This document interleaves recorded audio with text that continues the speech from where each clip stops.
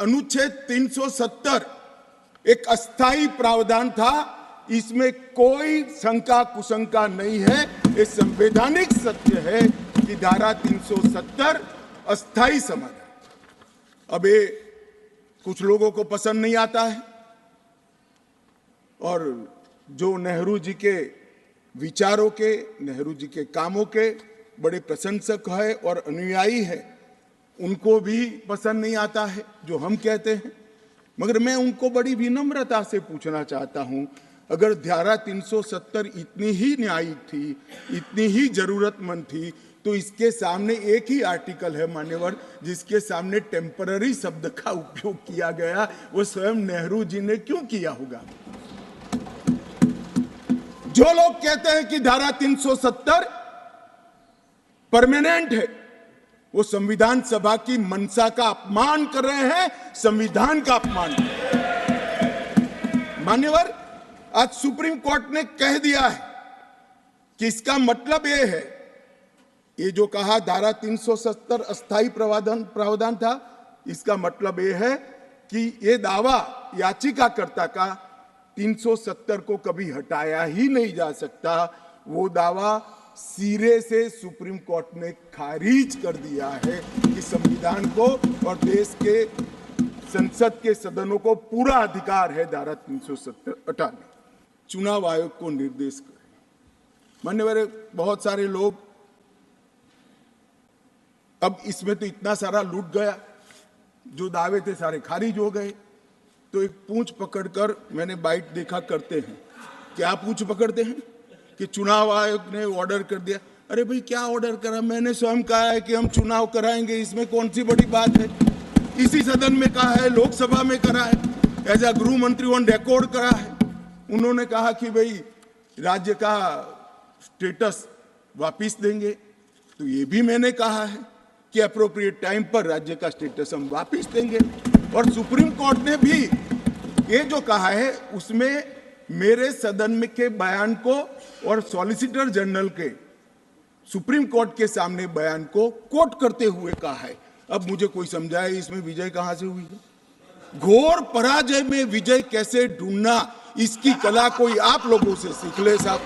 इतने बड़े घोर पराजय, विजय कैसे ढूंढना, इसका कोई अभ्यास वर्ग साहब रखना चाहिए साथ अर्थ में। ये बहुत बड़ी कला है। मैं तो आज अगर उनके जैसे मेरे विचार होते तो ये सुप्रीम कोर्ट के जजमेंट को देखकर डिप्रेशन के मारे 1 महीना सदन में ना आता। मगर ये तो प्रेस कर रहे हैं। मेरी तो मर्यादा है साहब, नहीं समझा सकता कि वास्तविकता क्या है। हमें समझना चाहिए कि 42,000 लोग मारे गए हैं। क्यों मारे गए? सवाल हिंदू मुस्लिम का नहीं है।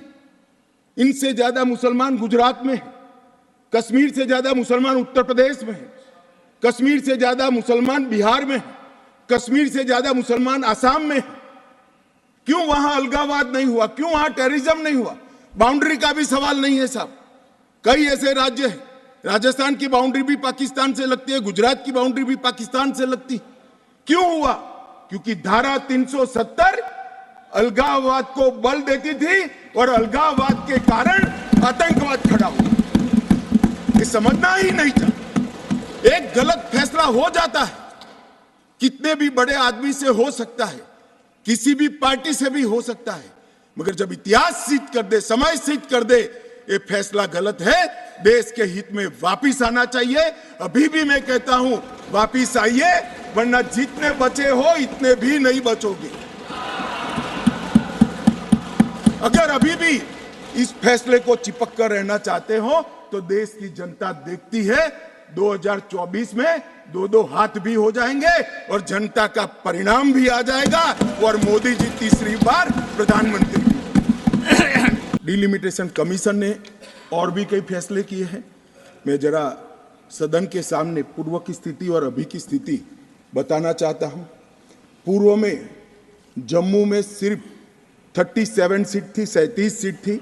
अब नए डिलिमिटेशन कमीशन ने 37 से बढ़ाकर 43 सीट जम्मू क्षेत्र में बनाने का काम। मान्यवर, कश्मीर में 46 सीट थी, 46 सीटें थी, अब 46 की जगह 47 सीटें 47 सीटें बनाने का काम। इस तरह से जम्मू और कश्मीर दोनों को मिलाकर 83 सीटें थी। लद्दाख की सीटें निकाल दी है क्योंकि वहां यूटी बन चुकी। 83 सीटें थी, उसकी जगह 90 सीटें अब डिलिमिटेशन कमीशन ने करी है, जिसको भारत सरकार ने माना है। और पाक ऑक्यूपाई कश्मीर की 24 सीटों को आरक्षित रखा गया है, क्योंकि हम अभी भी मानते हैं, कोई जिसको जो बोलना है वो बोले।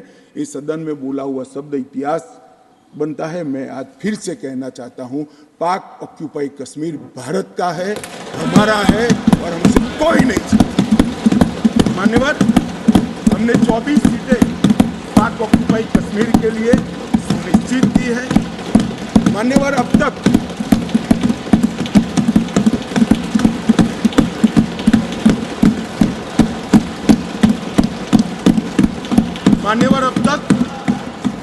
SC ST की सीटों में बड़ी विसंगतताएं भी थी, और जो दिग्विजय की कहते थे संवेदनशील अप्रोच होना चाहिए, संवेदनशीलता होनी चाहिए।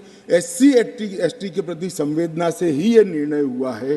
पहले जो 7 सीटें थी SC की, उसको हमने बरकरार रखा, और ST की सीट शून्य थी क्योंकि धारा 370 परमिट नहीं करती थी, अब परमिट करती है। 9 सीटों को रिजर्व कर दिया। जवाहरलाल नेहरू जी का कश्मीर के लिए कंडक्ट, और इस पर हमारा नजरिया थोड़ा तंग है। जहां तक तंग नजरिए का सवाल है साहब, देश की एक भी इंच जमीन का सवाल है, हमारा नजरिया तंग रहेगा, हम दिल बड़ा नहीं कर सकते। किसी को अधिकार नहीं है अपने बड़े हृदय को दिखाने के लिए देश का एक भूभाग देश से चला जाए और मूक दर्शक बनकर खड़े रह जाए। किसी को अधिकार नहीं। मैं आज फिर से कहता हूं, ये आरोप से मैं सहमत हूं। हमारा नजरिया तंग है। देश की एक इंच जमीन भी जाती है तो इसके लिए भारतीय जनता पार्टी का हर कार्यकर्ता सर्वोच्चता से संघर्ष करेगा, लड़ाई करेगा और लड़ेगा। हमें कोई इसमें शर्म की बात